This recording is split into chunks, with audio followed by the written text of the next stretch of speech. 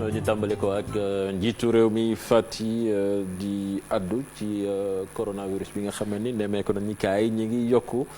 loolu tax ba njiitu réew mi démb ca conseil des ministres di ñaax nit ñi ñu respecter gestes barrières yi loolu tax ba ni daal contrôle masque yi dinañu ko tàmbaliwaat ci transport yi ak établissement public yi moom Macky Sall tamit di ñaan Abdoulaye Diouf Sarr ministre bi nga xam ne moom moo yor wàllu santé mu proposé waat ay yeneeni mesures yoo xam ne daal dina mën a tax ñu prévenir coronavirus bi laata muy lawaat ci réew mi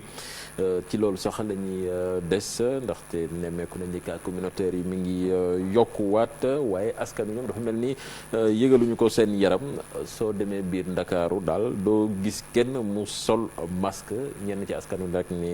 askan wi daal dañoo war a commencer ñu addu dugg ci sensibilisation bi fexe rek ba ñaax Sénégalais yi ñu gën a respecter li ñuy wax gestes barrières yi ñu teewlu ci reportage yu Ibou Diouf ak Pape Sangone Mbaye. bëri na ci mbedd yi ngay jaar ci biir réew mi rawatina fii ci Ndakaaru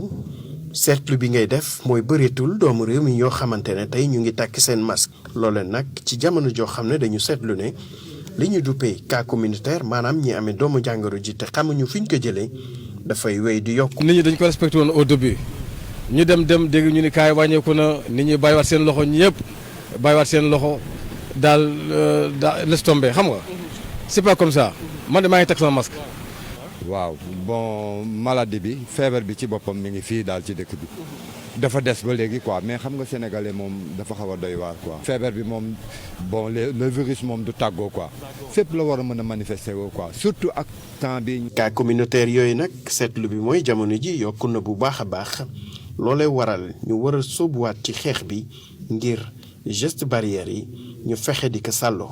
waxuma la sax coronavirus mais post masque bi wéy gërëm daal laa si gis man de du ma ko bàyyi. lan ngay wax Sénégal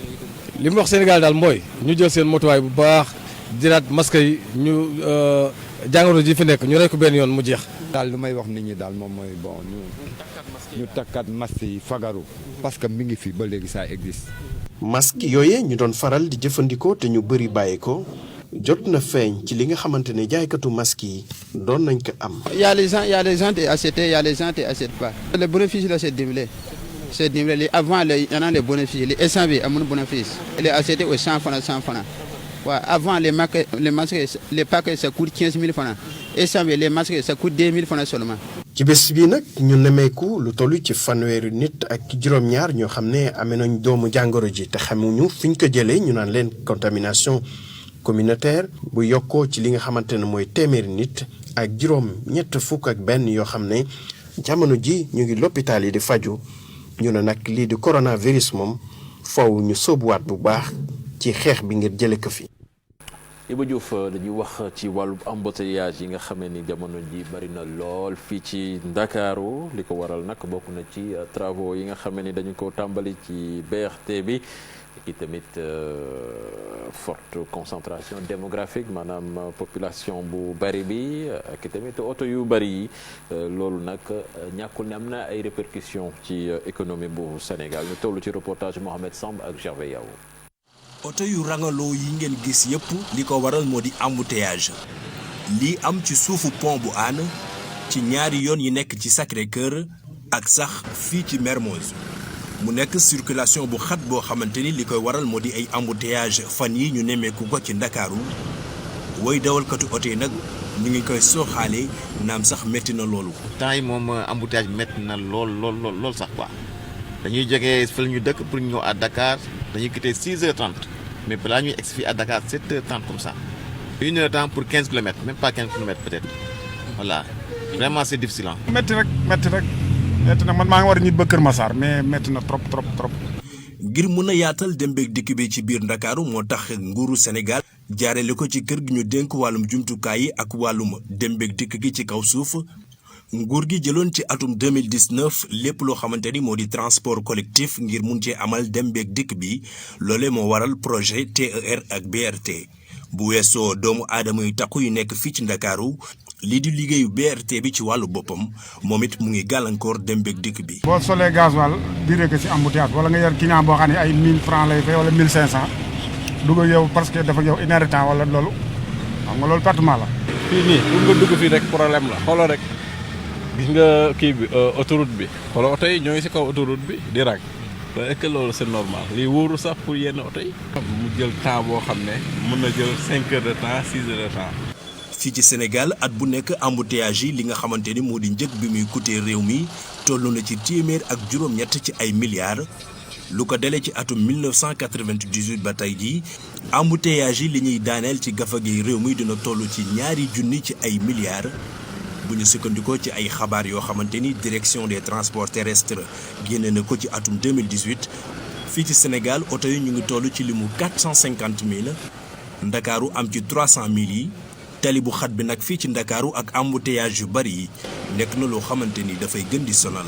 ñi yitewoo tali bi. ministre bi yor wàllu justice nag démb ma nga woon assemblée nationale di fa dajeek député yi ci wàllub vote budget 2021 moom nag ñu xibaar ni Sénégal ñi ngay waajal juróom-ñeenti kaso yu bees yoo xam ne dinañu ko tabax Rebeuss moom dañu koy daaneel bracelet électronique yi tamit jàpp nañ ni dina commencer laata décembre 2020 di jeex. ñu wax ci déroulement service funéraire bu Pape Bouba Diop di tàmbali tey jii ci jeudi ji fële ca France levée du corps bi dinañu ko amal su 11h30 jotee prière bi maanaam julli néew bi tamit nañ ko amal su midi jotee fële ca juma bu Lens inhumation bi nag maanaam jàpp nañ ni dañ ko amal ci àjjuma ji fële ca Rufisque lay doone dañuy dem bitim réew ànd ceeg Modou Fall tàmbale ko ca France ak dëj bu ñu am ci faatu seen ancien président Valéry Giscard d'Estaing. moom nag nekkoon président foofu lay France marqué loolu li nga xam te ni moo di seen histoire ca réew ma moom nag Valéry Giscard d'Estaing ngi wuyu suñu borom ci ñaari fan ci weeru décembre gannaaw ba muy am kon ci lu tolloog juróom-ñeent fukki at ak ñeent ñu ne nag mbas mi di Covid 19 bi ko yóbbu ñi nga xam ne di njabootam mu bokkoon nag ci président yi gën a ndaw ci 5e république bi daanaka ba muy am kon ñu fukki at ak juróom-ñaar kon ca la nekk président soppi lu bëri ca France ci kon benn mandat boo xam te ni juróom-ñaari at la mu daal di réformer waaye itam moderniser loolee la ñu jàpp ñu ne rek kon waaye gannaaw gi mu am nag jafe-jafe ak français yi ñu bëggoon ko fàtte moom Giscard ca France ba tey Gérald Darmanin daal dinay xamle ni ci Twitter ni kon Gérald Darmanin ci Twitter ni kon fan yi rek daañu amal kon ay saytu ci ay jumaa yoo xam ne toll nañu ci juróom-ñaar fukk ak juróom-benn ñoom nag dañ leen xooy rek joxoñ baaraamu tuuma waaye ci saytu googee buñ ci xoolee yi dëpp ak yoon danañ leen bàyyi ñu wéyal yi dëppawul ak yoon nag ñoom ñu daal leen tëj ba faw France ba tey ci lu tollook ñaar fukk organisation di FIDH Amnesty International ak Human Rights Watch ñoom nag daal dinañu sàkku ci président Emmanuel Macron mu wax ak kon naataangoom bi jiite Égypte nii rek ñi nga xam te ni dañ doon dox ak xeex ak yelleefu doomu aadama yi te ñu teg leen loxo foofee nañ leen bàyyi ci na mu gën a gaawee ñoom jàpp nañ ni kookee comme que day ñëw foofee ca France ci juróom-ñaari fan ci weeru décembre ci at mi ñu ne kon Emmanuel Macron na wax ak moom dañ ci ànd ak ndongo ka ciy leeral.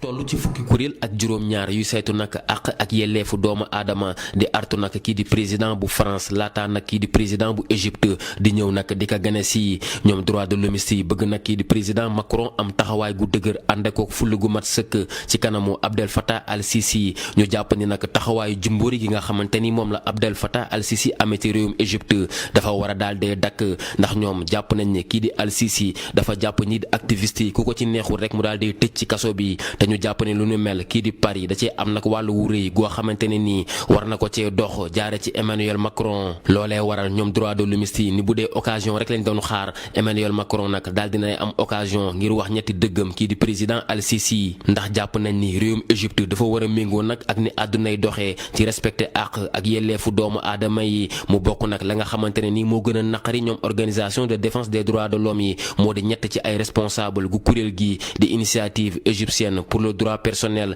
yi nga xamante ne nii daal di lañ leen teg loxo ci googuleeg réew. Ndongo jërëjëf ca Russie jàppaleen ni Vladimir Poutine di njiit la moom nag daal di nay joxe kàddu ñu baral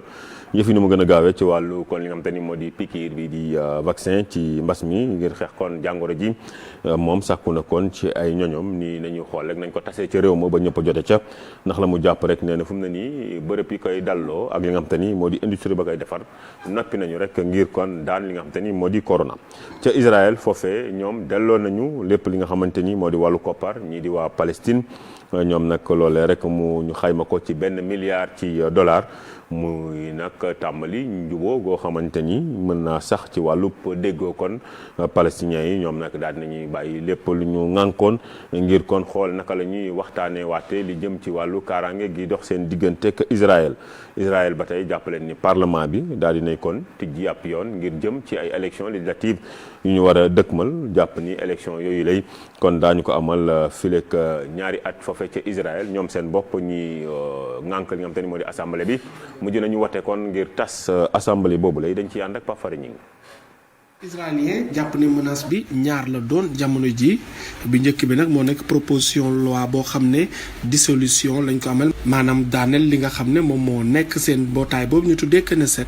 ñu daal di koy amal lecture bu njëkk nag mu des ñetti wote yoo xam ne moom la war a jàll ngir ñu adopté ko texte bi nag dina jàll parcours am ay bés bee di ñëw budget bi nag war nañ ko amal laata ñaar fukki fan ak ñett ci weeru décembre débat yi jamono ji ba léegi commencé gul course contre la montre nag fi mu toll nii ñaar lay doon te mbir yi nag dafa am diggante bu yaatu seen diggante ñaari formation yooyu nga xam ne ñoom ñoo fa nekk saa su ne muy gën a yokku Benny Gantz nag li mu bu mooy adoption budget bi bu njëkk bi nag ñu voté ko ñetti at gannaaw gi ngir nag mu wone nag daal di taxaw bu baax a baax ci digganteem ak Benjamin Netanyahu électorat am fi mu toll nii nag danoo ŋàññi bu baax li nga xam ne defoon na ko promesse premier ministre jàpp ne dara da ko cee amalul te nag fi mu toll nii dootul waxati ne ngiru international la ngir bàyyi lenn li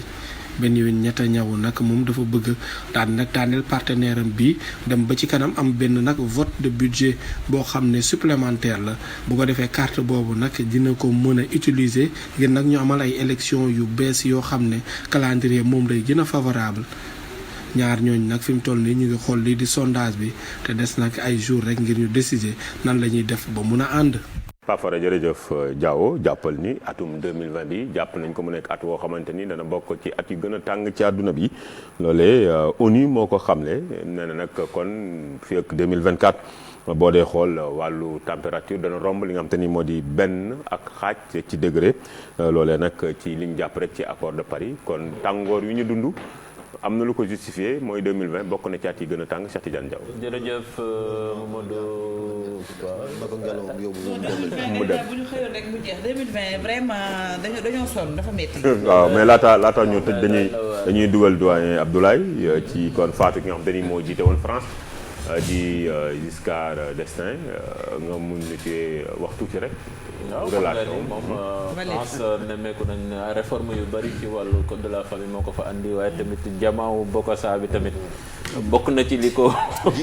siiwoon ak li ko daaneel tamit sax mën nañ ko wax. waaw xam nga moom président bu amoon rapport boo xam ne la ak surtout les pays Afrique centrale vraiment amoon na taxawaay digganteem ak Mobutu surtout digganteem ak Bokassa parce que li xew tey par exemple ci diggante Nicolas Sarkozy ak Kadhafi ci xaalis bu ñuy joxante xewoon na ci digganteem ak moom Valéry Giscard d'Estaing ak Bokassa ci li nga xam ne moo nekkoon seen alal diamant ñu ko koy jox donc rapport yooyu da ngay gis ni yàgg na Afrique général de Gaulle xëy na beneen rapport la amoon ak Afrique président yi ko wutu am yeneen xeeti rapport mais Valéry Giscard d'Estaing c'est surtout le président des réformes majeures quand même pour l'Union européenne parce que vraiment ku dox la ci li Union européenne nekk tey jii ba am seen monnaie bopp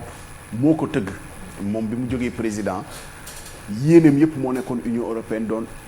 kuréel goo xam ne bu fort la bu taxaw te xëy na mooy le père de cette union là G7 bi nga xam ne moo tax àdduna bi aussi juróom-ñaar yi bokk na ci yi nga xam ne tëgg nañ ko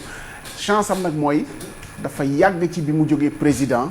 yàgg actif loolu chance la mais li ko may mooy xëy na amoon na gëdd boo xam ne ni jox nañ ko ba mu def li mu def bon 94 ans lii kii bi rek mooy Covid da ko yóbbu te loolu jar nay bàyyi xel c'est-à-dire Covid bilan pays bu koy def na xalaat ña nga xam ne ay kàngam lañ